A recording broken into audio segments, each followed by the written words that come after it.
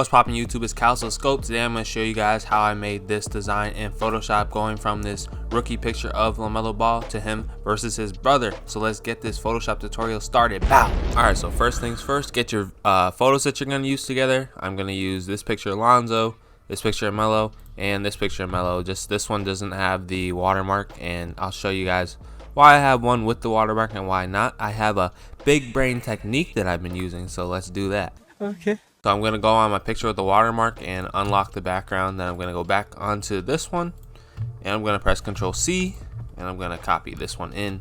So now you guys see that these are the same size, roughly.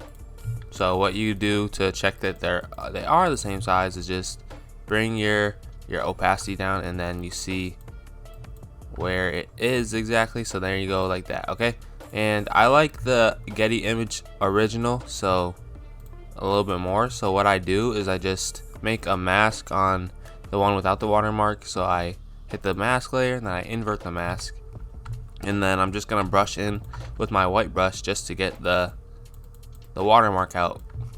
And then we have a cleaner picture, even though we resized it. And then I press Control Alt Shift E, and I'm bringing that to its own picture. So now we don't have to worry about the watermark or anything like that. And I also think it's a lot cleaner, and that's an easy way to just get rid of the watermark. Now for Lonzo, I just hit my select subject, boom, getting a mask of him. Obviously we need to mask Josh Jackson out of this picture, and then just clean up this mask with like the pen tool, or you can use the lasso tool, whatever selection tool. Just make a clean mask of Lonzo Ball, and then we're going to place it onto the Lamelo Ball picture. Alright, so once you get the mask of Lonzo, put him onto the canvas on the Lamelo side. But for Lamelo, we have to decide where we want our dimensions to be for the canvas, and I know I want it to be 4x5, so I'm just going to go onto this. I'm going to make a duplicate. I'm going to make a duplicate just for the backup. This is going to be the Lamelo mask, and this will be the background. But yeah, like I said, press C and we're gonna make a canvas size, and I feel like right there is a good cutoff point for the image. Now we can bring back Lonzo. Let's just copy him and bring him back. Alright, so that's fine. We can just do that, and then make him a smart object. Alright, so he'll be somewhere right around there. We can mess with the sizing later, but we have to also do a mask of Melo, because I feel like having Lonzo behind Lamelo Ball will look more realistic. Alright, so I have Lonzo where I want him to be, and also Lamelo is masked out now. The only thing that I want to change is having Lonzo's hand go over the top of Lamelo's. So I'm thinking I'm just going to go on this Melo mask, drop the opacity down, and then I'll just mask over where Lonzo's hand is with the black brush, because black hides, white reveals. Remember that for mask. And if you want to just make a backup mask, just in case you were like deep into the project and you were like, shoot, I don't actually like that, you'd be able to go back. So just make sure you do that. But when you're doing this mask, just take your time and don't rush any parts of this process. But yeah, when you're positioning players, just make sure you have like a dynamic position so that the matchups look a lot more realistic. And that's a pro tip for y'all. On this LiAngelo mask, I'm also gonna add a little bit of puppet warp, because I want his head to be kind of tilted more at an angle towards the basketball that Lamelo's dribbling. So what I'm gonna do is I go to edit puppet warp, and I set these points, so now I'll be able to move the head. Right, and you can't do like way too much, but just do it a little bit and you'll be fine. Just move.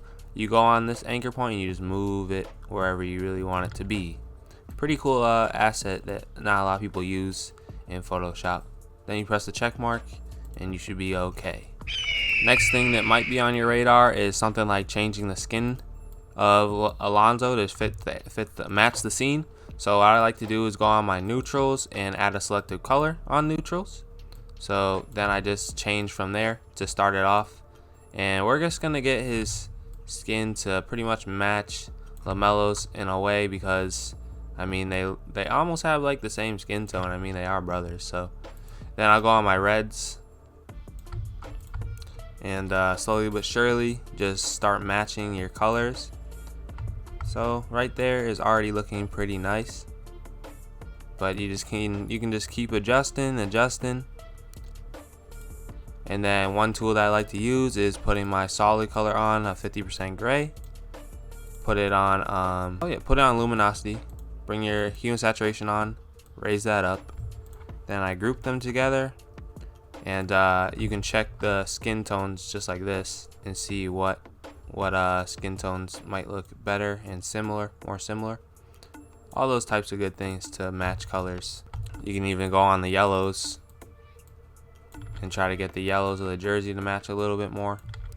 I'd probably make a separate one though, just for the yellows, so that I can only mask out the yellows of the jersey. Invert the mask, and then just paint on with your white brush. So just paint on with your white brush on the parts of the jersey that are yellow, obviously, or just the whole jersey in general, because you're not really affecting the purple. Once you're at a good spot with that, see, I also added a level. So this is Lonzo before and after. A night and day difference. All right, so what you're gonna do after is what I like to do is I go to camera raw filter, and this is before I add like any skins or anything like that, or any shadows. Just getting everything really set up. So I go to basic, and then I'm just gonna make my subjects look better overall. So that's what we're gonna do right now. So boom, bring my clarity up some. You know, I'm just kind of freestyling, but just making my subject look better overall, and just experimenting, having fun with it. What you might want to do is just take like a screenshot or something of your camera raw filter, so you can add the same thing to Lonzo and the background if you want the background to have the same qualities, but that's up to you. So yeah, all right, so that looks cool with me. Just to show you guys before and after how much camera raw can really help image design, whatever it may be. Very cool.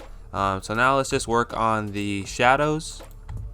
So the first shadow I'm going to add is I'm going to take a I'm going to take a picture from Lamelo Ball, or a color from Lamelo Ball, and I'm going to put it on multiply, and then drop the brightness down a little bit. And the first shadow we're going to add is just this one underneath Lonzo's hand here. So it's going to be a pretty dark shadow, but just use your soft brush, brush it in, because his hand's pretty close to there. So just notice where his hand is and kind of just brush in where it is. Honestly, that's how you're going to do it. And then you can either use blending options or bring the opacity down if you really want to. I like to use blending options just to blend it into the skin. I feel like it always gives it a nice touch. So there we go, right there with that. I'm blending it into the skin. I might erase a little bit from the inside. Just tap. I go and tap just like that, and then maybe bring some back. So that's cool. That's the first shadow. Also for Lonzo, we're definitely gonna have to put him into his own smart object. I'm gonna duplicate him. And then on the duplicate, I'm going to flip it vertical, distort him down like this. And all we really need is his foot. So we're going to just move him kind of this way, just like that. His other foot is up. So that's going to be his shadow for the court. I usually put the shadows on screen. It kind of depends sometimes, but I usually put it on screen or overlay, and I kind of like overlay actually on this one. And then I'll add a levels onto it and just brighten it up somewhat. Then I go to filter, blur gallery, and I go to field blur. Okay, and then with your field blur, I move my initial point to the initial start of the shadow, really. So I put this on 0 because it's not gonna have blur, it's right underneath. Error might have a little bit, but you know. Then I go like to midpoint, I put 2, and then I just steadily increase the blur. So I go 1, 0, 2, 5, something like that. You could add light bokeh too if you want. It'll just give it a nice little effect. That's just something if you want to do that. One other thing that I'm noticing here on Lamelo is his shadow kind of has ripples, so let's just add some ripples to this shadow of Lonzo. So go to filter, distort, ripple, and should be showing me a preview, but it's really not. Oh, there it is. Okay, so yeah, it's showing you a little ripple preset, and you don't want to add too much, just a little bit. So I'm gonna go to like 126, and I think that's actually too much, so I'm gonna bring it back down. Let's go something really light. Nope, a lot of this is experiments. That's cool right there. And then I'm just gonna add a layer mask because I had to make it into a smart object again, and then I'm just gonna blend it out again. So something just like that. And now we just have to add the shadow underneath his foot. So just use a sample of the court maybe. Then I'm gonna use multiply and brush on a shadow right underneath his foot. Keep in mind that the darkest part of the shadow will be directly under his foot, so I'm just brushing in just a little bit more to just display that the darkest part is right underneath his foot, right? So something like that. And then you can also add a shadow underneath this foot. You don't see too much of it, but just to get some of that detail in there. Then the last shadow you might want to add is doing another duplicate of him, and he's already in a smart object.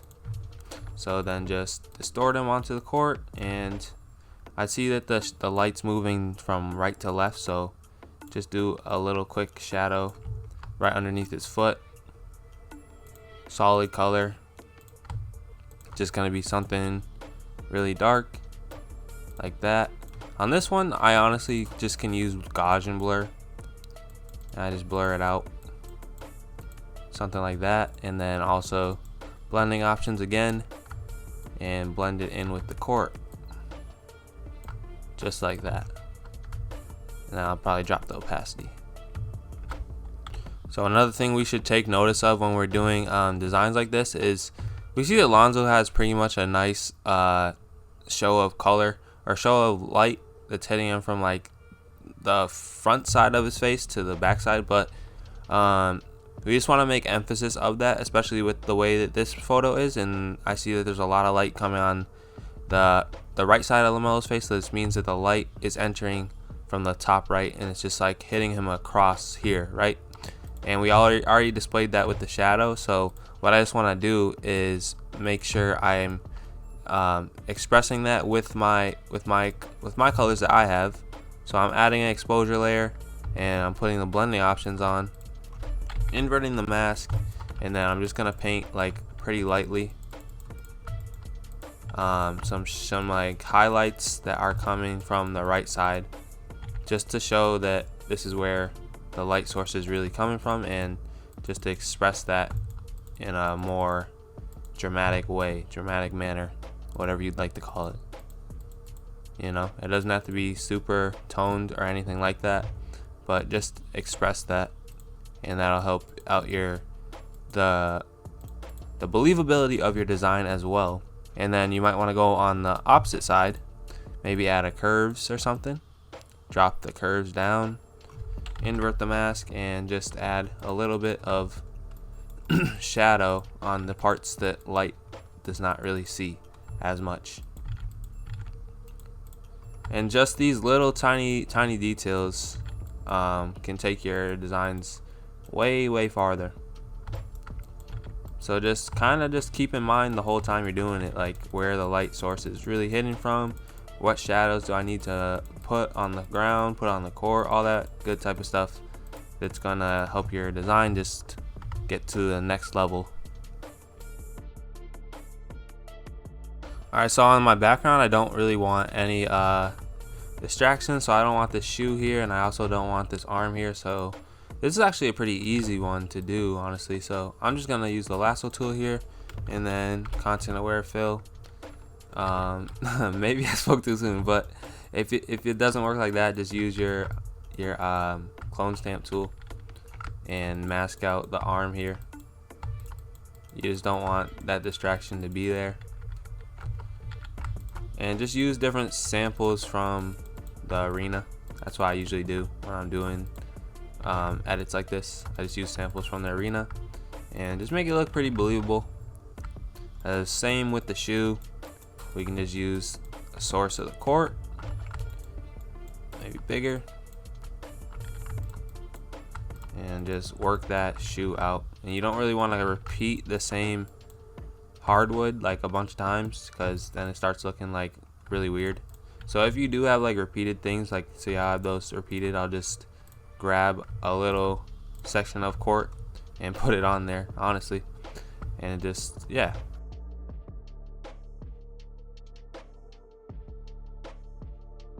So anywhere you see like shadows of players that were actually on the court, you kind of just want to blur those out to the best of your ability, because obviously it'll just look like kind of weird, like shadows that aren't actually there, just no, it don't look right, coach. All right, so just work on that.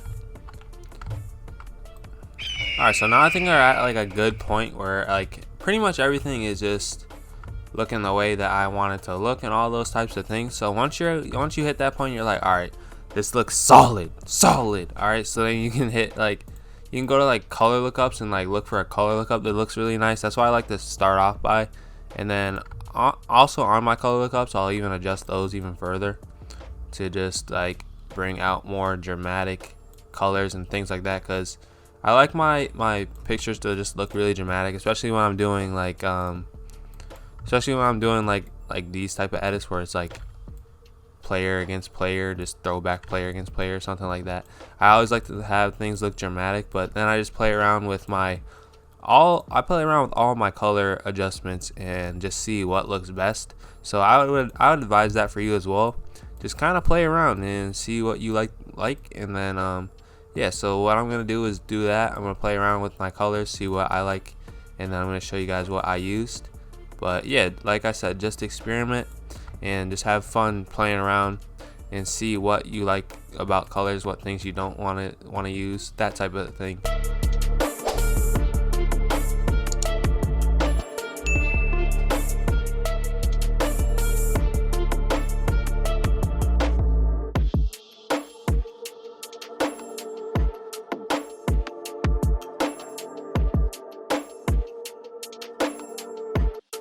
Alright, so this is the picture before and this is after. So there's obviously a big change, and let's see. I don't know if I want to go through every single thing, but because that would take so long, but let's just go through. Yeah, we can go through a good amount. So like I said, I pretty much just play until I get to somewhere that I like. First thing that we have is a color balance. You know, just playing with the reds, cyans, all that type of stuff. And then everything just builds off of each other. It's just like, kind of just like, I don't know how to explain it, but everything builds off of each other. Once I see one thing I like, I can just keep going off of that. And it kind of just comes with time, but you'll also just learn to recognize what it is. I used 11 from my color lookups. If you don't have that, you guys can go check that out. I have a tutorial how to get color lookups in here, the exact ones that I use like all the time. I also use 3-step color lookup. I used a photo filter, channel mixer. This was just to make a little bit of shade on the court and kind of gray some things out, just to give it that like more metallic-y look. And then just add in just a couple more things, right? So there's the before and the after. And then yeah, this is just to check colors. Colors are pretty cool, pretty neat. I like them. One thing we could do is just fix this part of the background, so I kind of want to do that. So I'm just going to add a selective color on the top, neutrals, and I just want to make this red a little more orangey. And then from there, I'm going to hit Control Shift Alt E, and we're going to duplicate it actually. Then I'm going to put this mode on screen, make it a smart object, just in case I want to change my blur. Go to filter, blur, Gaussian blur, and bring a Gaussian blur up to like 30. I just canceled it. I am very smart. Bring it up to like 30 again. Press OK. Drop the opacity like that. and then we're gonna add in just gonna get rid of some of the haze that's there. You can pick the areas you want to keep in haze, or you want to blur some out. It's just this is a nice little touch I like to add to the photo. It's not like a mandatory thing. Just like that, pretty cool. Then we're gonna merge it, make it visible, copy again, filter, camera raw, and this is the last step. We're just gonna make camera raw adjustments. Whatever your heart desires that you want to do in camera raw, go ahead and do that. Now is the time. Now is the time, man. I just like to go into camera raw and make it look more dynamic. Like, I don't want it to be that dynamic, but I like to give it that like dynamic look. It just, I don't know, it just looks fire in my opinion. In my opinion. Add some highlights. Just mix it up, and whatever your eye is telling you, go with it. Don't deny your eyes. Do not deny your eyes, okay? If you do, bad things will happen. So never deny your eyes. Go with what you feel looks just insane. I don't know where I want my highlights to be. And there you go. The only thing I would add is my logo onto this, but let's just take a minute and just look at our piece of work. So thank you guys for tuning into the video. I hope this breakdown of how I like make my verses, scenes, manipulations, whatever you want to call it, helped you guys out. One other thing that you could do after this is you could just rasterize the layer and use the smudge tool. Sometimes I use the smudge tool and I just like smooth the player's skins out, but that's something that I kinda do sometimes, but not really that much.